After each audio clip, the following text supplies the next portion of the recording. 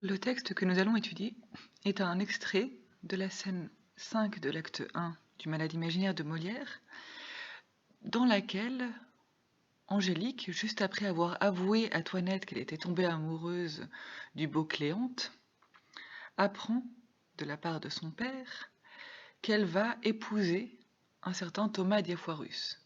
Le passage que nous allons étudier est celui où elle apprend qu'elle va se marier, elle n'a pas encore le nom du prétendant, et elle pense spontanément qu'il s'agit d'une demande du jeune homme dont elle est tombée amoureuse.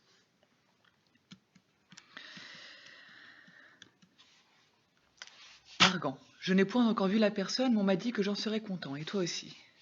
Angélique. Assurément, mon père. Comment, l'as-tu vu? Puisque votre consentement m'autorise à vous pouvoir ouvrir mon cœur, je ne feindrai point de vous dire que le hasard nous a fait connaître, il y a 6 jours, et que la demande qu'on vous a faite est un effet de l'inclination que dès cette première vue, nous avons prise l'un pour l'autre. Ils ne m'ont pas dit cela, mais j'en suis bien aise, et c'est tant mieux que les choses soient de la sorte. Ils disent que c'est un grand jeune garçon bien fait. Oui, mon père. De belle taille, sans doute, agréable de sa personne, assurément, de bonne physionomie, très bonne, sage et bien née, tout à fait, fort honnête. Et pour cela, nous suivrons les mouvements du texte, qui sont tout d'abord l'installation du quiproquo, puis de la ligne, depuis je n'ai point encore vu la personne jusqu'à que nous avons prise l'un pour l'autre, puis ensuite le moment d'harmonie imaginaire ou les passions aveugles, depuis ils n'ont pas dit cela jusqu'à le plus honnête du monde, et enfin l'abrupt retournement de situation.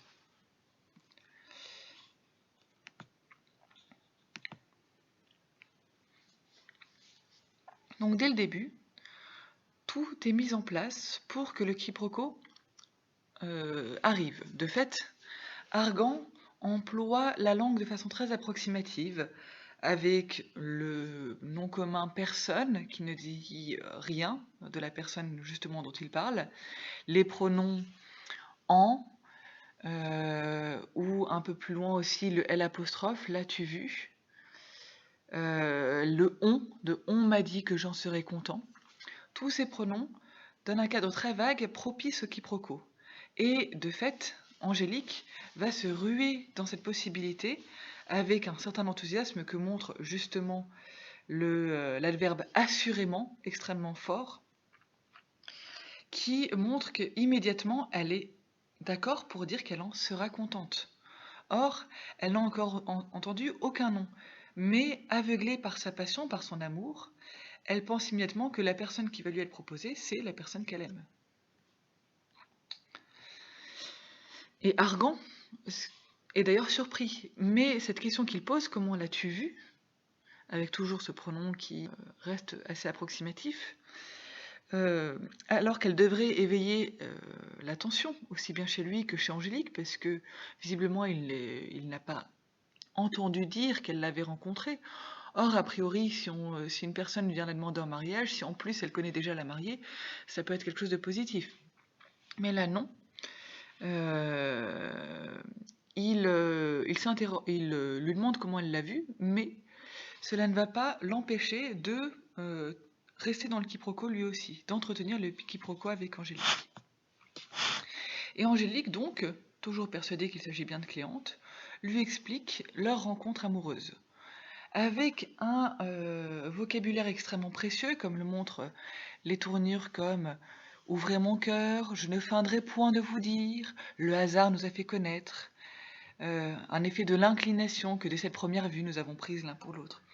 Tout ce vocabulaire précieux participe à la mise en place pour Angélique de ce roman d'amour. On a véritablement l'impression, en effet, d'une histoire d'amour, avec un coup de foudre, le destin qui rejoint les deux âmes, qui est ici représenté par le hasard, qui nous a fait connaître, le coup de foudre avec la première vue, donc tout ce roman d'amour qui se met en place, et qui montre ici que Angélique ne peut penser à autre chose justement que ce roman d'amour et qu'à Cléante, et est complètement aveugle à tout le reste. Et ce quiproquo installé démarre tout un passage où une espèce d'harmonie imaginaire va s'établir entre les deux personnages, puisque Argan n'interroge pas plus, Ce que fera plus tard au contraire Angélique, il accepte l'explication, ils n'ont pas dit cela, mais j'en suis bien aise. Voilà, il n'était pas au courant, mais il accepte, il est content. Et c'est tant mieux que les choses soient de la sorte. Nous pouvons constater aussi ici l'égocentrisme d'Argan qui apparaît tout au long de cette scène, qui apparaît ici, j'en suis bien aise. Il ne se préoccupe pas d'Angélique, mais de son contentement. C'était déjà le cas aussi dans la première réplique, quand il disait j'en serais content et toi aussi, il faisait passer son contentement avant celui d'Angélique. Et ici, cet égocentrisme d'Argan est aussi ce qui va l'aveugler, son amour pour la médecine, mais aussi son égocentrisme. Donc Angélique va être aveuglée par son amour, Argan, lui, par son égocentrisme et son amour de la médecine.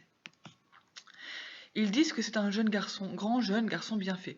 Alors, nous pouvons noter aussi qu'on reste dans quelque chose de très vague. Ils disent que, ce qui montre d'ailleurs ici aussi le fait que c'est une parole rapportée, ils disent que Argan ne connaît pas le marié. C'est un mariage par oui-dire. Et nous avons ici une série de stichométies, qui mime l'emballement émotionnel des deux protagonistes. Leur entente parfaite fait qu'ils ne cessent de s'entretenir l'un l'autre dans cette harmonie, dans ce bonheur de voir leurs désirs communs. On le voit puisque Argan énumère des qualités extrêmement floues et vagues d'un jeune garçon qui est bien fait, qui est de belle taille, qui est agréable de sa personne, en gros qui est beau, ce qui est une description terriblement vague, puisqu'une personne amoureuse ne peut que trouver que la personne qu'elle aime est belle, a priori. Et Angélique répond sans doute à chaque fois de façon positive, oui, sans doute, assurément, et même avec des hyperboles comme très bonne, superlatif absolu, ou le plus honnête du monde, superlatif relatif.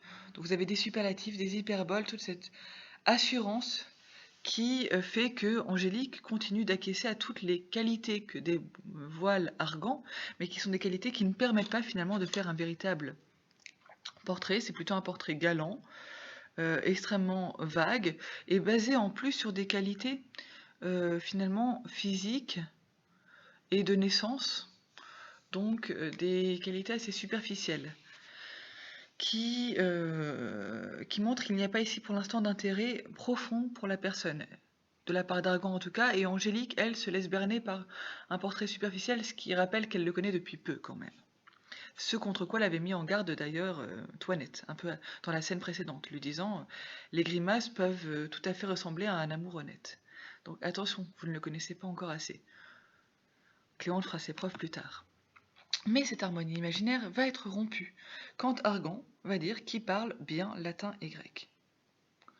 Ici, cette connaissance du latin et du grec renvoie au monde de la science, au monde des savants, des intellectuels, qui n'est pas le monde galant dans lequel Angélique inscrivait Argan. Et là, pour la première fois, elle n'a pas une réponse positive, mais une réponse négative, c'est ce que je ne sais pas, qui pour l'instant est dubitative, alors qu'ensuite, elle va réellement commencer à mettre en doute cette harmonie imaginaire. Puisque la proposition suivante d'Argan, qui commence à devenir plus précise, on n'est plus dans un portrait vague et flou, mais on approche d'un portrait plus précis, il sera reçu médecin dans 3 jours. Et là, Angélique n'a même pas une phrase affirmative, elle pose une question, lui, mon père. Et à partir de là, elle va jouer le rôle d'enquêtrice que n'avait pas joué Argan au départ. Il était resté à une première question. Elle va en poser d'autres, puisqu'elle commence véritablement à douter de cette harmonie. Mais Argan, lui, pour l'instant ne voit rien. Est-ce qu'il ne te l'a pas dit? D'ailleurs, il est surpris. Cette surprise qu'il montre dans la question « Est-ce qu'il ne te l'a pas dit ?» vient du fait que pour lui, la qualité de médecin est la qualité la plus importante. Qu'on voit d'ailleurs par le « et qui sera reçu médecin dans 3 jours ». Le « et » qui introduit sa phrase, qui n'est pas correcte normalement, semble clore toute l'énumération qui a précédé et mettre en valeur ce médecin. Et donc pour lui, c'est un argument pour un jeune homme qui séduit une jeune fille, le fait de devenir médecin. Donc il est surpris de façon assez honnête et naïve. Et Angélique, là, oppose une négation très franche, non, vraiment, le non appuyé par le verbe vraiment. Donc pour le coup, elle, elle marque une distance avec ce qu'il croyait juste avant, avec cet emballement précédent. Et elle continue ses questions. Qui vous l'a dit à vous? Donc là, elle enquête non pas encore sur la personne elle-même, mais sur les on, il, les pronoms extrêmement vagues qui désignaient toutes les personnes qui avaient parlé du prétendant à Argan. Et la réponse Monsieur Purgon est toujours aussi surprenante parce qu'on reste dans le monde de la médecine, qui est le monde de son père, mais pas son monde à elle, pas le monde galant dans lequel elle situe Cléante. Est-ce que Monsieur Purgon le connaît? La belle demande, il faut bien qu'il le connaisse, puisque c'est son neveu. Ici, Argan montre une certaine ironie, puisqu'il dit une évidence. Évidence qu'il est pour lui, mais pas pour Angélique, et qui, face à cette ironie, est obligé de dévoiler le nom de celui qu'elle croit être le prétendant, Cléante, neveu de Monsieur Purgon. Et c'est grâce à ce nom que petit à petit, ça va se dénouer. Quelle Cléante dit Argan? Et Argan, pour l'instant, lui, qui est toujours aveugle, ne dit toujours pas le nom de la personne, puisqu'il dit « nous parlons de celui pour qui l'on t'a demandé en mariage ». On a une longue périphrase très complexe pour désigner le prétendant.